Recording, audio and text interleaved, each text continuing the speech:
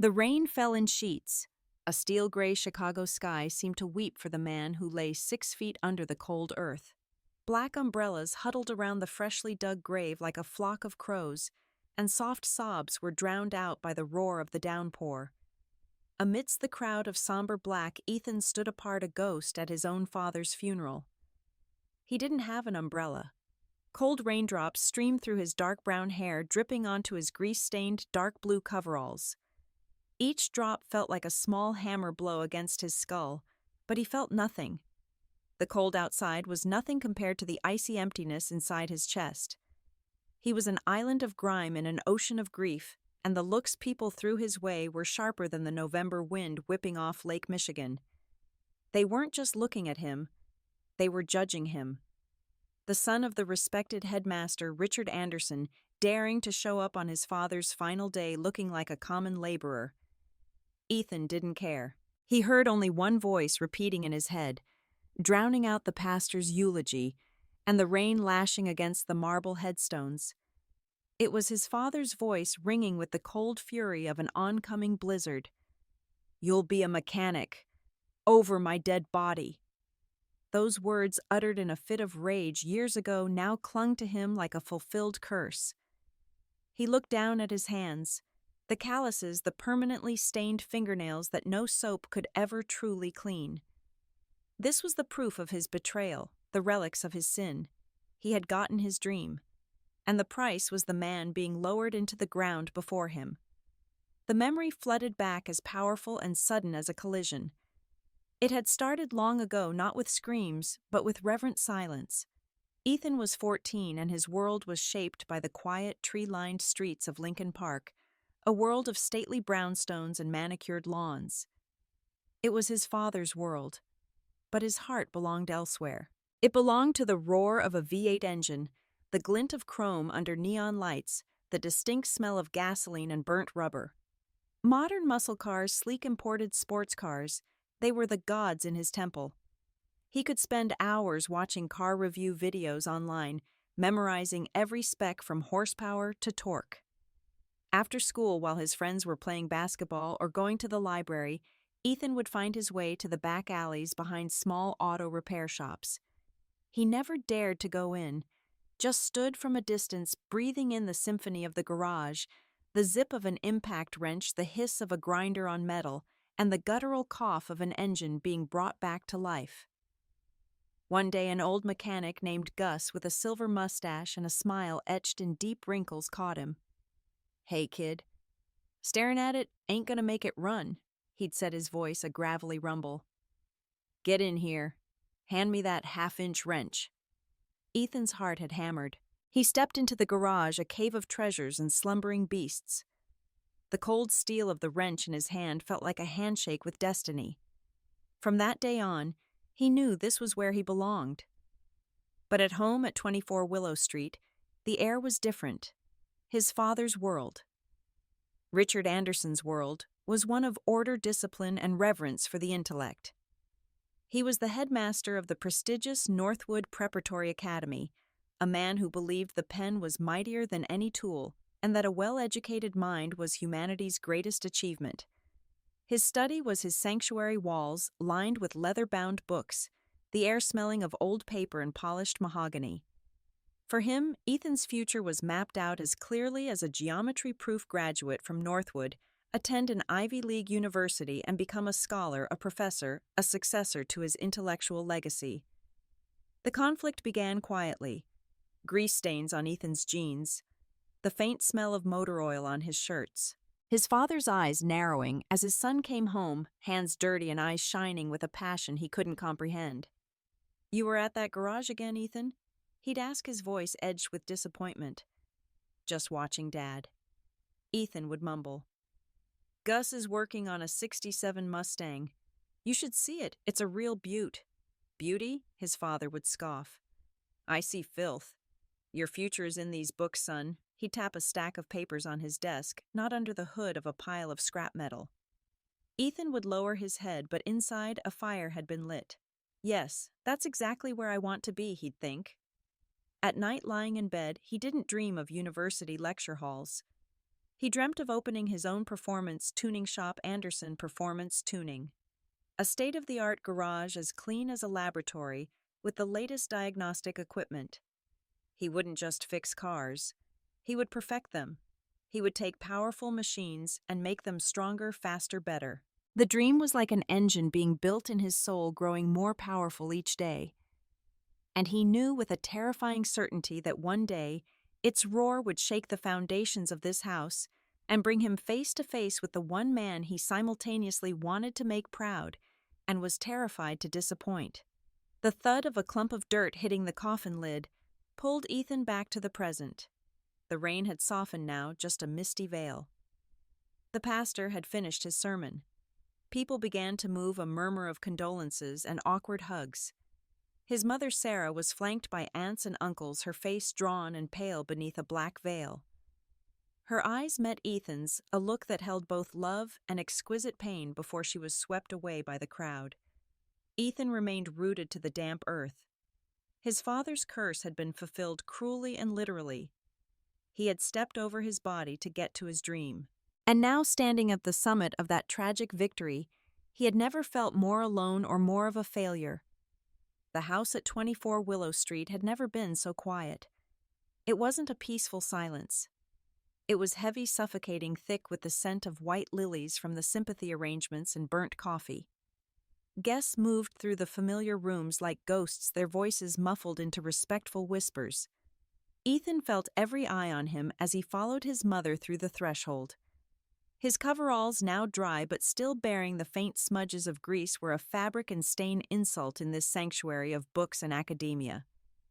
"Ethan, get yourself a plate, honey," his mother, Sarah, said softly, her hand trembling as it rested on his arm. She was trying desperately, trying to weave a semblance of normalcy to repair the torn tapestry of their family. But normalcy had died with his father. As Ethan stepped into the living room, a different kind of silence fell over the hushed conversations. His Uncle David, his father's younger brother, a lawyer in an expensive suit, and an ill-concealed air of self-satisfaction turned. His eyes swept over Ethan from head to toe, and a flicker of distaste crossed his clean-shaven face. "Ethan," he said, his voice just loud enough for those around them to hear. "For God's sake, look at you. Couldn't you find a suit? Show a little respect." "I came from the shop," Ethan muttered, his eyes fixed on the Persian rug his father had cherished. "From the shop?" Uncle David scoffed an ugly sound. "My brother spent his entire life giving you every opportunity, every advantage he never had. He wanted you to reach for the stars. And this is how you repay him, showing up to his funeral dressed like a grease monkey." The words hung in the air like an indictment. Ethan felt his cheeks flush.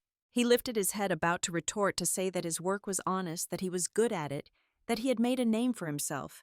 But his uncle's words were like a key in a rusted lock in Ethan's mind, unlocking a memory he had tried to bury for years. The floodgates opened. He was 19 again, standing in his father's study. The late afternoon sun streamed through the window, illuminating dancing dust motes, but it couldn't dispel the chill between them. It was a year after his graduation from Northwood, a gap year his father had begrudgingly agreed to, hoping it would cure his son of his infatuation. "Dad, I need to talk to you," Ethan had started, his voice firmer than he felt. Richard Anderson looked up from the stack of essays he was grading. His eyes behind horn-rimmed glasses were sharp and questioning. "I'm listening. I've made a decision," Ethan took a deep breath. "I'm not applying to the University of Chicago for the fall. Gus offered me a full-time position at the shop. A real paid apprenticeship." For a moment, his father said nothing. The silence stretched heavy with disbelief. Then slowly he set down his Mont Blanc pen. The small click echoed in the study like a gunshot. "What did you just say?" he asked, his voice icy. "I said I have a job," Ethan repeated, trying to keep his own voice from shaking. "It's my passion, Dad. I'm good at this." Passion. Richard Anderson shot to his feet. His hands braced on the mahogany desk. His usual composure was gone, replaced by a simmering rage. You call crawling under filthy machines, your hands covered in grease, a passion I sacrificed, your mother's sacrifice to give you the best education, to make you a man of intellect, a respected member of society. Not so you could throw it all away to become a common mechanic. It's not a shameful profession, Ethan argued, his voice rising. I earn a living, I help people. People respect me for what I can do respect. His father laughed, a bitter, humorless sound. Who respects you? A bunch of other high school dropouts in that neighborhood. Richard Anderson's son will not be a cautionary tale. A disappointment. I'm not a disappointment, Ethan yelled, tears of frustration welling in his eyes. I'm just different from you. That's when the bomb detonated. Richard pointed a finger at Ethan, his hand trembling with fury. His face was red, the veins in his temples throbbing. His voice was no longer a shout, but a growl, a prophecy delivered from the depths of his rage. You listen to me, Ethan. As long as I am alive, you will not be a mechanic. You will not disgrace the Anderson name with that filthy uniform. You want that life? You want to throw your future away? Fine. You'll be a mechanic. Over my dead body. A crash. Ethan flinched back to the present. A distant cousin had dropped a porcelain plate. The white shards lay scattered on the floor like the shattered pieces of his memory. The room was silent again, everyone staring at him and his uncle. David, that's enough. His mother said, her voice weak but firm. She moved between them, a fragile peacemaker. Today is not the day for this. Uncle David took a step back, adjusting his silk tie. I'm only speaking the truth, Sarah. Richard deserved better. Ethan couldn't breathe. The walls of the house seemed to be closing in on him. Every book on the shelves, every family photo on the wall was an accusation.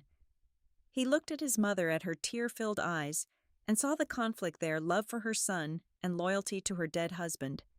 He couldn't stay here. Without a word, Ethan turned and strode out of the room. He pushed past the stunned faces, opened the front door, and burst out into the cold afternoon air. He didn't know where he was going, only that he had to get away. His feet carried him on autopilot through the familiar streets past the park, where his father had taught him to ride a bike, past the school where his father had dedicated his life. Finally, he stopped. He was standing in front of a gray metal roll-up door, the faded words, Gus's Auto Repair, painted across it. This was his sanctuary, his church. He fumbled for the keys in his pocket, his fingers numb with cold. The lock clicked, and he heaved the heavy door open. Inside, darkness and silence greeted him, carrying the familiar scent of oil, metal, and rubber. He didn't turn on the lights. He just stood there among the shadowed forms of cars waiting to be healed, and let the darkness envelop him. He had escaped his father's house, escaped the judging eyes. But even here, among his loyal, silent machines, his father's voice echoed a death sentence on his own peace of mind. Over my dead body. And Ethan, for the first time since he'd gotten the news, crumpled, leaning against the cold tire of a car, and wept. Ethan's sobs were swallowed by the vast silence of the garage. They were raw, ragged sounds, unlike anything the machine-filled space had ever heard. He cried for his father. He cried for himself. He cried for the curse that had followed him and had finally claimed its sacrifice. He didn't know how long he sat on the cold concrete floor until a dry clank was followed by a flood of harsh fluorescent light that made him squint. I was wondering where you'd hold up, a familiar gravelly voice said. Ethan looked up. Gus stood in the doorway, his large frame nearly filling it. His coveralls were as grease-stained as Ethan's, but on him they looked like a general's uniform. He wasn't looking at Ethan with pity, but with a quiet understanding that was etched into the lines around his eyes. People are looking for you, Gus said, stepping inside and letting the door slowly close behind him. Your mother called me. Ethan tried to speak, but only a choked sound came out. He wiped his face with the back of his hand, leaving a dirty smear across his cheek. Gus said nothing more. He walked over to the ancient coffee pot in the corner, the one only he knew how to coax into producing the thick black sludge he called coffee. The sounds of the machine's sputtering and hissing were the only ones to break the silence. A few minutes later, he returned with 2 chipped ceramic mugs. He handed one to Ethan and sat down on a nearby oil drum with a heavy sigh. The coffee was hot and brutally bitter. It scorched Ethan's throat, but it also pulled him out of the fog of his grief. He was a stubborn man, Gus finally said, staring into the middle distance. Your father. Stubborn as a mule. Ethan nodded, not trusting his voice. He came here once, Gus continued, making Ethan look up in surprise. About a year after you started full-time. Parked his car across the street. Just sat there in his Buick and watched. For maybe an hour. Ethan had never heard this. Did he come in? Nope. Gus shook his head. Just watched. I saw him looking at you while you were tearing down a transmission. You were so focused a bomb could have gone off, and you wouldn't have noticed. You move with confidence, Ethan. Your hands know what they're doing. They don't hesitate. Gus took a sip of his coffee. After a while, he drove off. But I saw his face. It wasn't anger. It wasn't disappointment either. It was more complicated, like he was trying to solve a math problem he didn't have the formula for. Gus's words didn't erase Ethan's guilt, but they planted a tiny seed in it, something different. A different perspective. These hands don't lie, Kid Gus said, patting Ethan's knee with his own calloused hand. Your dad lived in a world of words of ideas. It's a good world. But our world is different.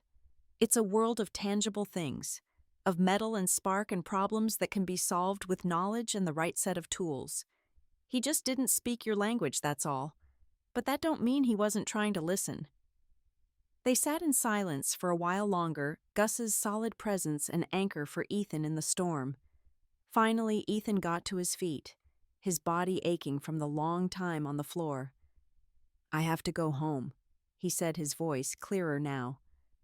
My mom? Yeah, Gus nodded. She needs you. As Ethan drove his old pickup truck home, the streets of Lincoln Park felt foreign. The warm glow from the windows and the carefully tended trees looked like a set from a play he no longer belonged in. The house was dark except for the light spilling from the living room window. The guests' cars were all gone. The silence had returned, but now it was a hollow, empty thing. His mother was sitting in his father's favorite armchair, a thin wool blanket wrapped around her shoulders. She looked small and fragile. When Ethan walked in, she looked up, her eyes red and swollen. I'm sorry about David, she whispered. He didn't mean it. He's just grieving, Ethan finished for her. I know. He came and sat on the ottoman across from her. The space between them was filled with unspoken words. You were at Gus's, she asked. He nodded. Sarah let out a long, shaky sigh. She looked around the room, her eyes drifting across the walls of books as if searching for her husband's ghost. He loved you so much, Ethan. I hope you know that. He had a funny way of showing it. Ethan said, the bitterness creeping back into his voice. His last words to me, they were a curse. I know, Sarah said, her voice raw. But his love was like his books, Ethan. Sometimes you have to read between the lines to get the real meaning. She reached out her thin fingers, touching the spine of a leather-bound volume. He didn't know any other way to be. Ethan didn't know how to respond. How could he explain that his father's final words weren't lines to be interpreted, but boulders that had crushed his soul? I need you to do something for me, Sarah said, her voice shifting to something more practical, an attempt to anchor herself to concrete tasks. I can't go into his study alone. We need to start going through his papers. The study, the sanctuary, the heart of the Cold War between father and son. The thought of entering it now made Ethan's stomach clench. It felt like a violation, a desecration. Of course, Mom, he said, because he could not refuse her. The heavy oak door swung open without a sound. The air inside was thick and still carrying that signature scent of old paper printer's ink and leather. Everything was perfectly in its place, exactly as his father had left it. The Mont Blanc pen rested beside a stack of ungraded essays. The leather chair still held the faint impression of where he sat, and the light from the green banker's lamp cast a glow on the endless rows of books. To Ethan, this wasn't a room. It was a monument to the man he could never please. Sarah took a deep, shaky breath. "I'll go through the personal papers on the desk. Could you could you start packing the books from the shelves into boxes? We'll donate them to the school library." It was a mechanical task, something his hands could do without his mind's input. He brought the empty boxes in from the hall and began. One book after another, from Plato to Shakespeare, from Roman history to quantum physics. Each volume was a world his father had explored, a language he had never mastered. He worked in silence, the soft thud of books being placed in cardboard, the only rhythm in the grieving room. He was on the third shelf when he heard his mother's soft sob. He turned. She was holding a small, dark brown, leather-bound journal. It had no title. It didn't look like his father's planners or work notebooks. It looked private. "What is it, Mom?" Ethan asked gently. Sarah looked up, her eyes glistening with tears. "It's his journal," she whispered. "He started it a few years ago, right after your big fight." Ethan's heart stopped. "I read it once," Sarah continued, stroking the worn leather cover. "He didn't know. I was just trying to understand. I think you should read this, Ethan." She held the journal out. To Ethan, it looked like a live grenade. He didn't want it. He didn't want to hear more judgment from beyond the grave. "Mom, I don't think, please," she interrupted, her voice pleading. "For me, and for him." Hesitantly, Ethan took the journal. It felt heavier than it looked, weighted with unsaid words. He didn't open it. Not here. Not in his father's sanctuary. He finished boxing the books in a daze, then helped his mother tidy up the kitchen. When she finally went to bed, exhausted by grief, Ethan took the journal and his truck keys. He needed to be in his own space.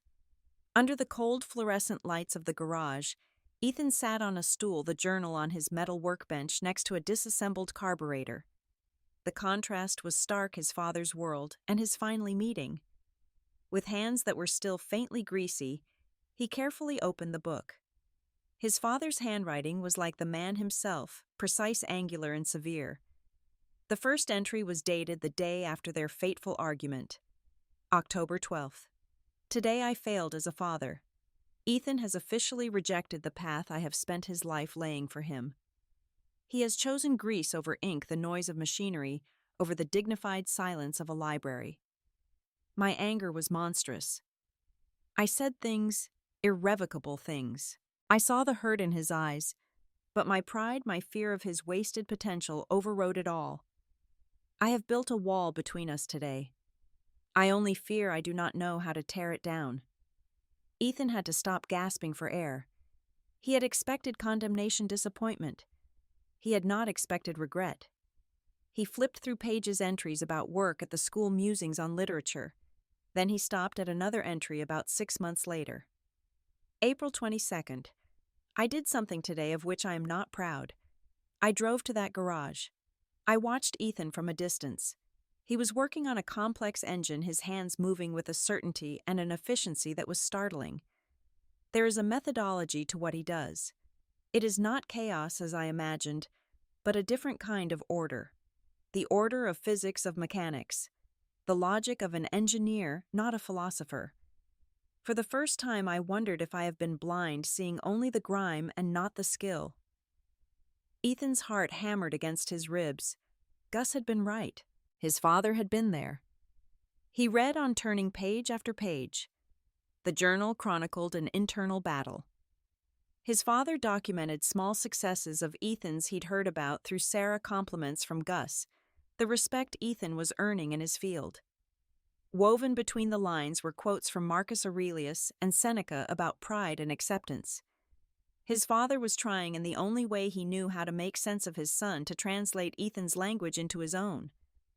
Then Ethan came to the last written page. The date was only a week ago, just days before the accident. November 2nd. Sarah showed me an article in a local auto magazine. There was a small feature on Anderson Performance, tuning the name he chose. They called him a mechanics artist, one of the brightest young talents in the city. They ran a picture of him standing next to a car he restored. He was smiling. Covered in grime, but smiling. It wasn't the strained smile he gives me at home. It was the smile of a man who has found his place in the world. and for a fleeting moment the anger was gone. The disappointment faded. All that was left was something that felt dangerously close to pride. How does a father reconcile his own dreams with his son's happiness? Perhaps true wisdom lies not in shaping a child in your own image, but in learning to appreciate the masterpiece he has become on his own. I have to talk to him. It's time. The journal slipped from Ethan's numb fingers and fell to the floor with a soft thud. It's time. The words echoed in the silence of the garage. His father had been going to tear down the wall. He had been going to talk to him. He had been on the very verge of telling him he was proud. But time had run out. The curse wasn't the angry words his father had spoken. The real curse was the silence that had followed for too long the words of love and acceptance that were never said. Ethan looked around his garage. Not with the eyes of a rebel, but for the first time perhaps with his father's eyes. He didn't see grease and metal. He saw a different order. He saw skill. He saw artistry. And in his own sacred space he finally understood his father's language. It was a language of love, hidden beneath layers of expectation and pride. A love that was complicated, flawed, but deep and real. And now it was gone forever. Dawn broke over the Chicago skyline, staining the steel gray of Lake Michigan with faint streaks of pink and orange. It was a new day, but for Ethan the world felt as if it were still shrouded in the twilight of grief. He hadn't slept. He had spent the night in the garage, his father's journal open on the workbench like a sacred text, its final words seared into his mind. I have to talk to him. It's time. The words were both a release and a burden. They freed him from the weight of resentment, from the belief that his father had died despising him. But they also settled a new heavier weight upon his shoulders, the weight of what could have been of a reconciliation stolen at the last possible moment. He drove home in the dim morning light, feeling like a ghost returning to haunt his own house. He found his mother in the kitchen, still in yesterday's clothes, a cold cup of tea before her. She looked as if she had aged 10 years in 2 days. She looked up as he entered. There was no need to ask. She could see it in his face, the shift, the transformation from angry pain to a deeper, more complex sorrow. Ethan placed the journal on the kitchen table. You were right, he said quietly. I should have read it. Sarah reached out and placed her hand over his. Hers was soft and warm, a stark contrast to the calluses and cracks on his own. Do you understand now?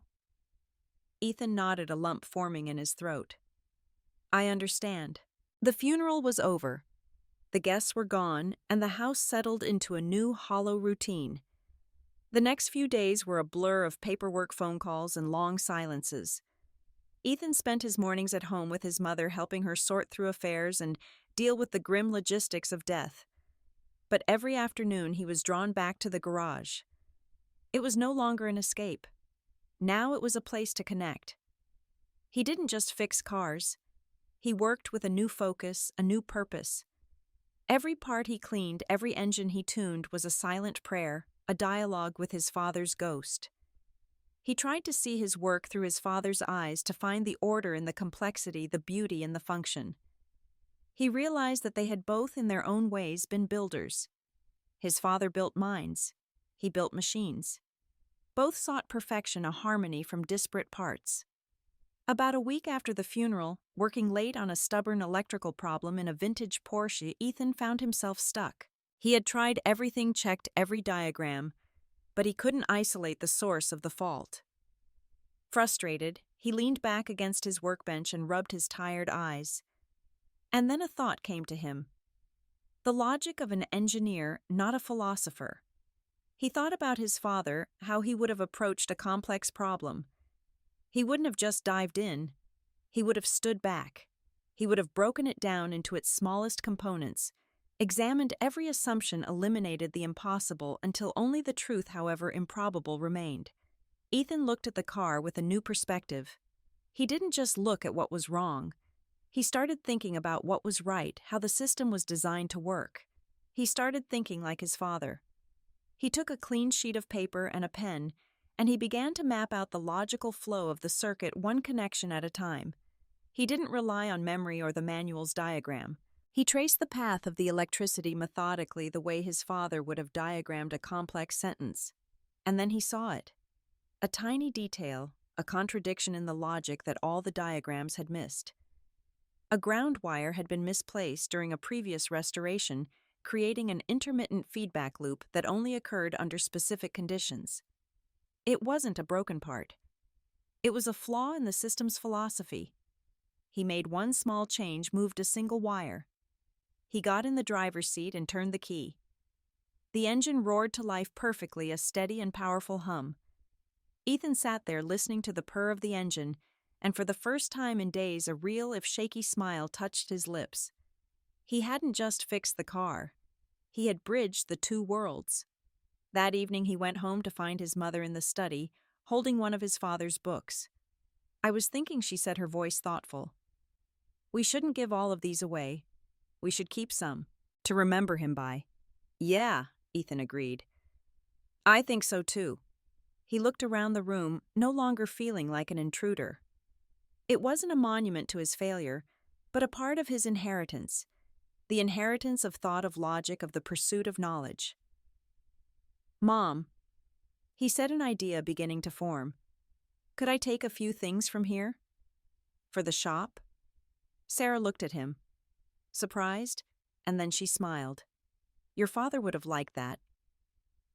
The next day, Ethan brought an old leather armchair from the study and the green banker's lamp to the garage. He set them up in a corner, creating a small space to sit and think, to draw diagrams, to approach problems not just with a wrench, but with reason. A few months later, that same local auto magazine came to do another story on his shop. This time the photographer captured a shot of Ethan sitting in his father's armchair next to a meticulously assembled engine block under the warm glow of the lamp.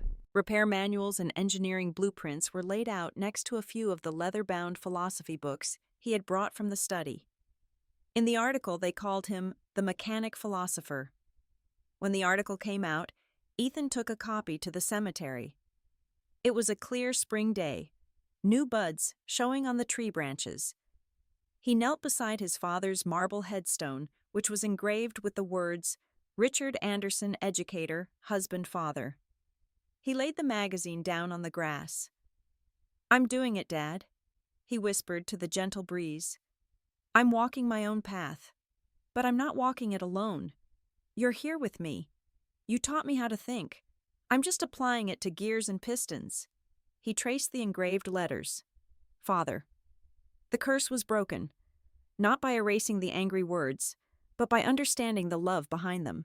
His father's legacy wasn't in his failed expectations, but in the man Ethan had become, a man with the hands of a mechanic and a mind inherited from an educator. Ethan stood up, brushing the dirt from his knees. He no longer felt the weight of his past. Instead, he felt a quiet strength, the strength of reconciliation, of understanding. He turned from the grave and walked away, not over his father's body, but forward, carrying his legacy with him. In every bolt he tightened, every engine he brought back to life, and in the steady beat of his own heart. 5 years passed. Anderson Performance Tuning was no longer a whispered name among car enthusiasts. It was a Chicago institution. The garage had expanded, a clean, organized space where one could, as the saying went, eat off the floors. Warm light spilled from large windows, and instead of blaring rock music, there was often classical or soft jazz weaving through the metallic clicks of tools. It felt less like a garage and more like a laboratory, an artist's workshop. Ethan, now in his early 30s, had changed too. The calluses were still on his hands. The coveralls were still his uniform, but there was a calm, confident authority about him that hadn't been there before. He moved through his shop with the quiet command of a conductor, knowing the exact place of every instrument and the role of every player.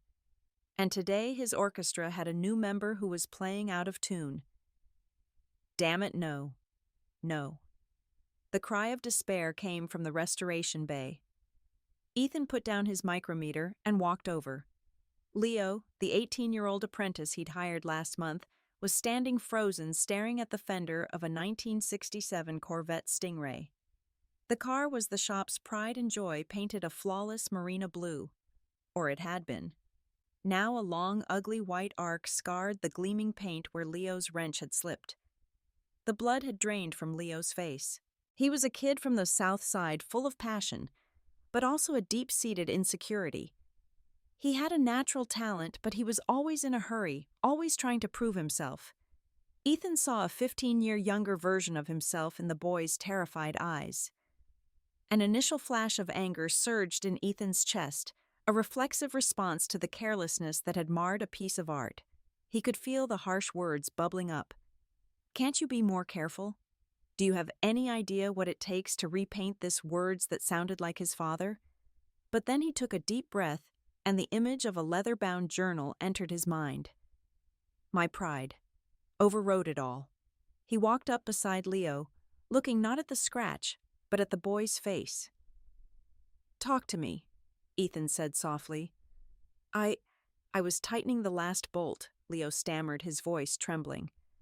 "I rushed it." My hand slipped. "Oh God. Ethan, I'm so sorry. I'll work for free to pay for it." Ethan put a hand on the boy's shoulder, a gentle but firm grip. "We all have a day like this, Leo. The day we let our eagerness get ahead of our skill." He pointed to the scratch. "This isn't a disaster. This is a lesson. And it's a much cheaper lesson than my first one was." Leo looked up, his eyes wide with surprise. "Your first one?" "Yeah," Ethan smiled. "I was 19. I cracked a rare Hemi engine block. A $10,000 mistake. Gus didn't fire me. He made me figure out how to fix it myself. Took me a month." He looked Leo straight in the eye. "A mechanic doesn't just use his hands, Leo. He uses this first." He tapped his temple. "Patience. Care. Thinking 3 steps ahead. This scratch teaches you patience. And now you're going to learn how to fix it. You're going to learn how to sand and blend and prime and polish until no one on this earth could ever tell it was here. And you will never make this mistake again." Relief and gratitude washed over Leo's face so powerfully, he looked like he might cry. "Thank you, Ethan. Thank you." "Don't thank me," Ethan said. "Learn from it. Now go get me the orbital sander and some 2000 grit paper."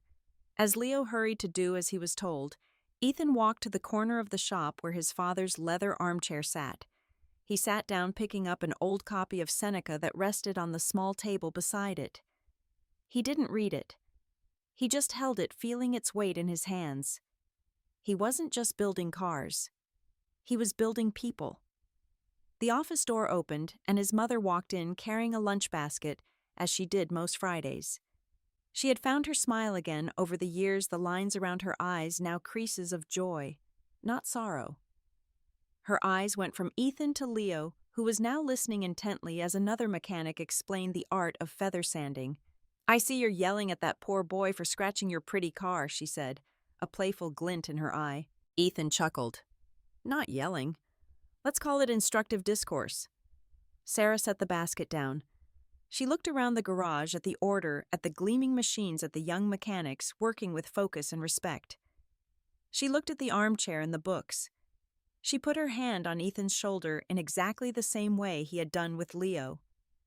"He would be so proud of you, Ethan," she whispered, her voice thick with emotion. "Not just for the cars. For this." She nodded toward Leo, toward the classroom he had created. Ethan followed his mother's gaze. He saw a young man turning a mistake into a skill, a teacher passing on knowledge not just with words, but with patience and empathy. He didn't see 2 opposing worlds anymore. He saw a synthesis. A legacy wasn't forcing someone to walk your path. It was giving them the tools and the wisdom to build their own better and stronger. And in the soft whir of a sander on paint, Ethan heard the sound of a curse fully broken and a lesson being taught in a classroom built of concrete, steel, and understanding.